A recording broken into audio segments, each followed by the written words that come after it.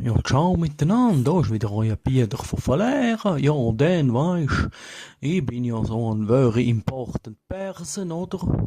Und dann bin ich in Davos am WEF und dann habe ich da die Mächtigen von der Welt getroffen, wie es halt so ist, oder? Und dann habe ich können einen Rundflug machen mit dem Helikopter und dann ist dort der George Clooney gsi und dann ist der Donald Trump ist mitgegangen und dann der Jacken Benedetto von Schluein und dann bin ich noch gsi, oder? Und dann sind wir mit dem Rundflug gsi und dann hat der Pilot gesagt, Scheiße, ich habe keine Kontrolle mehr über den Helikopter, ich glaube, wir stürzen ab, oder? Wir sind schon hoch da oben gsi und dann hat er gesagt, nehmt die Fallschirm, die beiden Piloten rausgekumpelt, weg, oder? Der andere ohne Kontrolle am Abschrauber, der Heli, oder? Und dann, das Problem ist gsi, wir sind der Trump gsi, der John Benedetto ist gsi, und ich bin gsi, und der Clooney, oder vier, aber wir haben nur 3 Fallschirme gehabt, oder?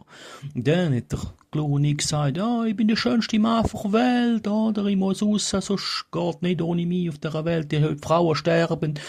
Fallschirmknopf, zack, weg. Und nachher kommt der Trump und dann sagt der Trump, wow, ich bin ein very important person, America first, ich muss hier, ich bin der wichtigste Mann auf der Welt und so und zack, Knopf, Fallschirm raus, weg, oder? Und dann bin noch ich gsi, oder, Bieder und Junken Benedetto und danach haben wir nur noch einen Fallschirm gehabt, oder, Hurenseich. Dann habe ich gesagt, du, Jochen Benedetto, weisst, ich habe mein Leben gelebt, ich bin ein alter Bauch von Verlehren, nimm du den letzten Rucksack und komm baben. Und dann sagt er, nein, musst keine Angst haben. Sag ich, wieso? Wir haben nur einen, sagt er. Nein, wir haben noch 2, der Trump hat meinen Schulrucksack genommen.